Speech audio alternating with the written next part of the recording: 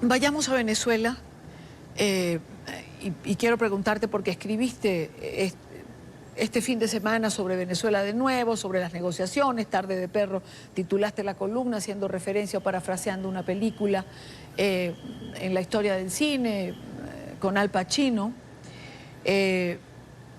Las negociaciones han sido detenidas por Maduro. Y como reacción a lo que han sido estas medidas anunciadas por Estados Unidos, esta especie de embargo al país, arremete contra la Asamblea Nacional. Mucho se especuló el día de ayer que iban a desmantelar la Asamblea, que iban a convocar elecciones, que iban a allanar la inmunidad parlamentaria de todos los diputados que quedaban en Venezuela, que iban a poner preso a Guaidó. No es la primera vez que el rumor se corre, pero finalmente no lo hicieron. ¿Cuál es tu interpretación?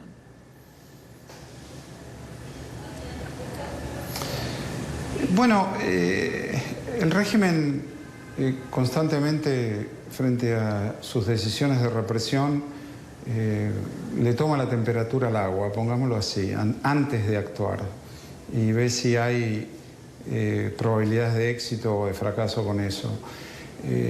No sorprende ese intento porque, por el otro lado, casi un tercio de la Asamblea Nacional está vacía porque hay diputados presos, hay diputados en embajadas, hay diputados en el exilio, hay diputados escondidos en algún lugar de Venezuela que no pueden asistir regularmente a las sesiones del Parlamento. Entonces, ya de por sí la Asamblea Nacional tiene problemas para formar quórum como está. Ni siquiera es necesario que arresten a demasiados para que formar quórum sea matemáticamente imposible de aquí en más. Yo creo que esa es una reacción que las declaraciones de Bolton la semana pasada respecto a que Barbados es inútil, que no debería continuar, y la decisión de expandir estas sanciones al régimen, privándolo de acceso a los activos propiedad del Estado venezolano, han generado estas reacciones intempestivas. Suspendieron Barbados ellos mismos, con lo cual confirman aquella hipótesis que circuló en los últimos meses, que lo único que les interesa de las negociaciones en Barbados es que la oposición haga lobby en Washington para que levanten las sanciones. Una vez que las sanciones se expandieron, entonces la decisión del régimen fue interrumpir su presencia en ese diálogo. Lo cual fue una decisión inteligente por parte de Bolton, que produce este descolocamiento en el régimen.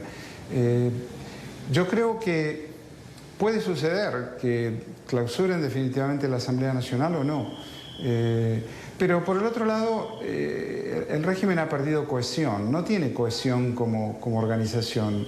Por eso en la nota decía, es un conglomerado de organizaciones criminales con control parcial y fragmentado del Estado. Y hay organizaciones que controlan una parte y otras organizaciones que controlan otro. Entonces cuando llega el momento de actuar unificadamente y cohesionadamente como Estado, no lo pueden hacer. Entonces, tal vez ocurra o tal vez no, pero ninguna de las dos opciones me llamaría la atención. En esta historia por capítulos, y digo por capítulos porque hemos escrito varios nosotros en este programa, hablando del caso de Venezuela. ¿Qué viene, Héctor? ¿Qué crees que viene?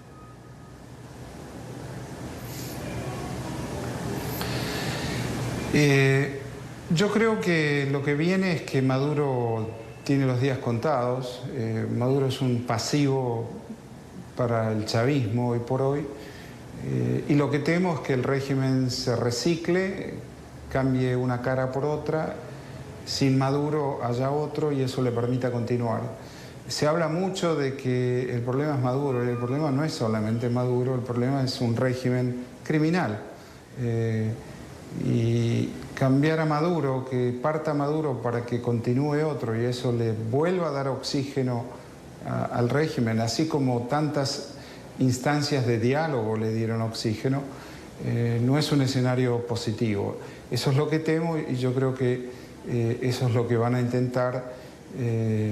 Y yo creo que Maduro, en definitiva, La pregunta no es si Maduro va a seguir o irse, sino cuándo va a irse.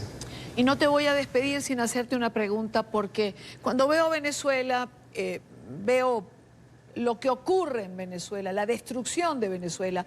Maduro algún día se va a ir y habrá que reconstruir el país. Y al que venga le va a tocar lo que le tocó a Mauricio Macri, más o menos, en la Argentina. Y pienso en un periodo electoral posterior y veo a Argentina y pienso si a Venezuela le ocurre lo mismo. Todo esto para preguntarte, ¿el populismo es una enfermedad que no tiene cura?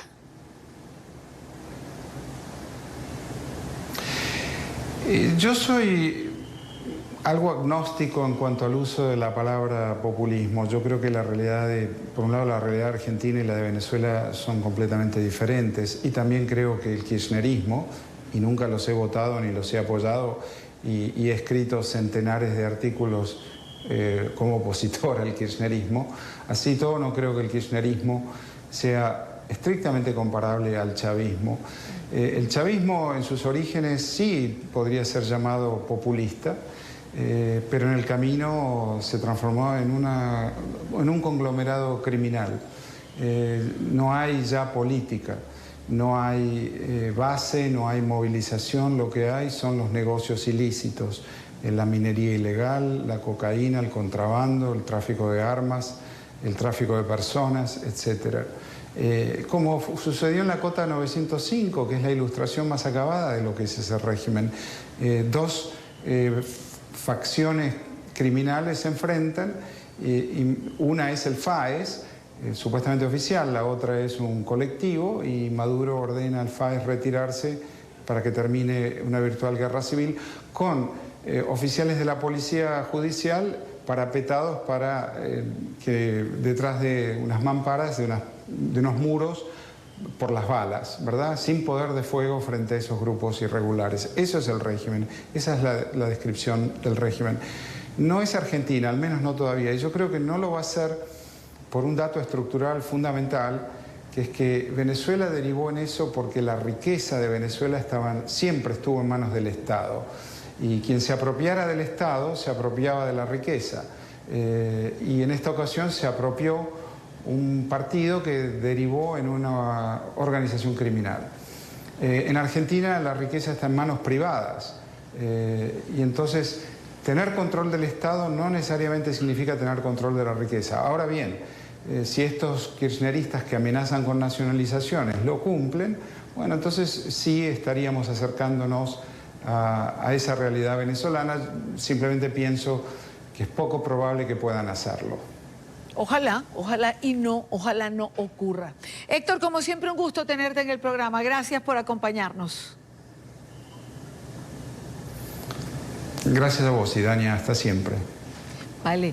Héctor Chamiz, como cada martes, nos acompaña con su análisis.